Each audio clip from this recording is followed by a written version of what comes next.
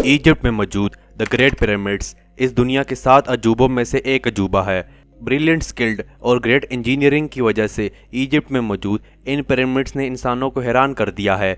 कई सदियों से आने वाले तूफान, बारिशों और कई जल्जलों के बावजूद भी इन पिरामिड्स को एक आंच भी नहीं आई और ये आज तक मजबूती से खड़े हुए हैं। इजिप्ट में ऑलमोस्ट 118 पिरामिड्स मौजूद हैं, लेकिन हैरानी की बात तो ये है इससे ज़्यादा पिरामिड्स सूडान में मौजूद हैं, जिनकी तादाद 200 से भी ज़्यादा है। लेकिन सूडान में मौजूद पिरामिड्स बहुत छोटे हैं और कई के तो खंडर बन चुके हैं, जिनकी एवरेज हाइट 6 से 30 मीटर तक है। लेकिन इनमें से सबसे बड़ा पिरामिड इजिप्ट में मौजूद है, जिसे हम the great pyramid of Giza कहते हैं, जो तकरीबन 50 स्क्वायर मीटर के एरिया तक फैला हुआ है, जिसमें एक क्रिकेट स्टेडियम बगैर किसी ऑडियंस वाले पोर्शन के आराम से फिट आ सकता है। The great pyramid of Giza की हाइट ऑलमोस्ट 146 मीटर है, जो वक्त गुजरने के साथ साथ ऑलमोस्ट 136 मीटर रह गई है।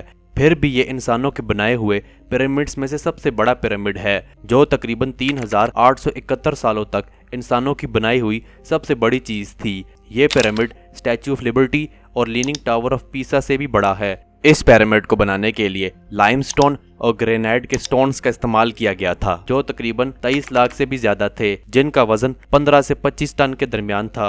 लेकिन सबसे हैरान कर देने वाली बात तो ये है, इन स्टोन्स को इतना एक्यूरेट काटा गया है कि इनमें कुछ चीज दाखिल करना इंतहाई मुश्किल है।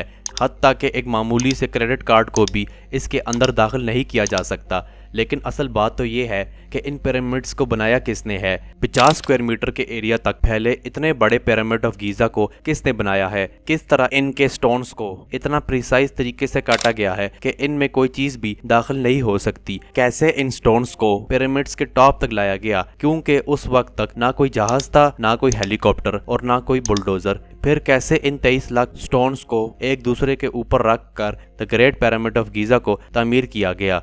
आज हम इसी वीडियो में इन पिरामिड्स के इंटरेस्टिंग फैक्ट्स के बारे में जानेंगे और ये जानेंगे कि इनको किस मकसद के लिए बनाया गया और इनको बनाने के लिए कौन सी टेक्निक्स का इस्तेमाल किया गया। The great pyramid of Giza के बनाए जाने की बहुत सी थ्योरीज पेश की जाती हैं। एक थ्योरी के मुताबिक इनको एलियंस या ऐसी खलाई मखलूक ने बनाया था जो हजारों सालों पहले इस दुनिया में आई थी, फिर इनको बनाकर चली गई। दूसरी थ्योरी के मुताबिक ये एक किस्म के पावर प्लांट हैं। इस थ्योरी को क्रिस्टोफर ड्यून ने अपनी किताब द गीज़ा पावर प्लांट में पेश किया था कि इजिप्ट में इस वक्त एक बहुत एडवांस सिविलाइजेशन थी। वो लोग एंशिएंट टाइम्स में पिरामिड से एनर्जी प्रोड्यूस करते थे। इस थ्योरी को बहुत शोहरत मिली, लेकिन इन दोनों थ्योरीज को साइंटिफिक सपोर्ट हासिल ना हुआ, जिसकी वजह से साइंटिस्ट और रिसर्चर्स ने इन दोनों थ्योरीज को रिजेक्ट कर दिया। साइंटिस्ट और आर्कियोलॉजिस्ट की कई डिस्कवरीज करने के बाद मालूम हुआ कि इन पिरामिड्स को 2550 बीसीई में फेरो खुफू ने बनाया था। इजिप्ट के बादशाहों को फेरो या फिरौन कहा जाता था। यह इजिप्ट की सल्तनत के फोर्थ डायनेस्टी का दूसरा किंग था। इसने तकरीबन 60 साल इजिप्ट पर हुकूमत की थी। फेरो खुफू ने ही पिरामिड ऑफ गीज़ा बनाया था। इसको बन जाने में तकरीबन 20 साल लगे थे और इसको तकरीबन 20 से 30 हजार स्किल्ड वर्कर्स ने बनाया था। फेरो खुफू के बेटे खाफरे ने इससे अगला पिरामिड बनाया था, जिसे पिरामिड ऑफ खाफरे भी कहा जाता है। इसे बनने में तकरीबन 10 साल लगे। असल में ये पिरामिड्स एक किस्म के टूम हैं। ये पिरामिड्स इन फेरोज के लिए बनाए गए थे। जब इनमें से किसी एक फेरो की डेथ हो जाती थी तो इनकी डेड बॉडीज को कई मसाले और कई केमिकल्स लगाकर प्रिजर्व करके रख दिया जाता था। इनकी ख्वाहिश के मुताबिक कई सोना, हीरे, जवाहरात इनके साथ ही दफना दिए जाते हैं, क्योंकि इनका मानना था कि मरने के बाद इनकी रूहें एक ऐसे रैलम में चली जाती हैं जहां पर एंशिएंट इजिप्शियन गॉड्स इनको दोबारा नई जिंदगी देंगे, जो इस दुनिया की जिंदगी से ज्यादा अच्छी होगी।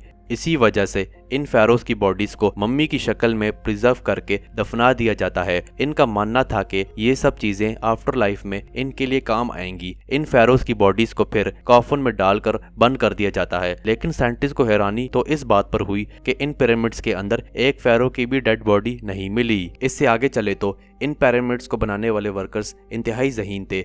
इन्हें हमारी ज़मीन का एग्जैक्ट साइज और काफ़ी हद तक अर्थ का डायमीटर भी मालूम था। लेकिन सवाल ये पैदा होता है कि क्या ये गुलाम थे, क्योंकि सालों से माना जा रहा था इन गुलामों से जोर ज़बरदस्ती करवा कर इनसे भारी पत्थर ऊपर तक लेकर जाने को कहा जाता था।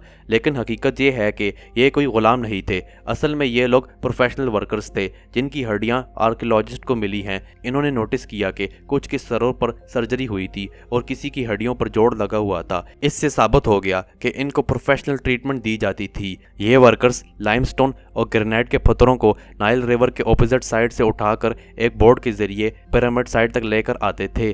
फिर इनको एक कॉपर के टूल से काटकर रेक्टेंगल शेप दी जाती थी। फिर इनको पिरामिड के ऊपर तक लाया जाता था।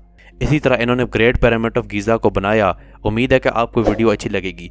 चैनल को सब्सक्राइब कीजिए, लाइक कीजिए, शेयर कीजिए। मैं मिलता हूँ आपसे अगली वीडियो में। शुक्रिया।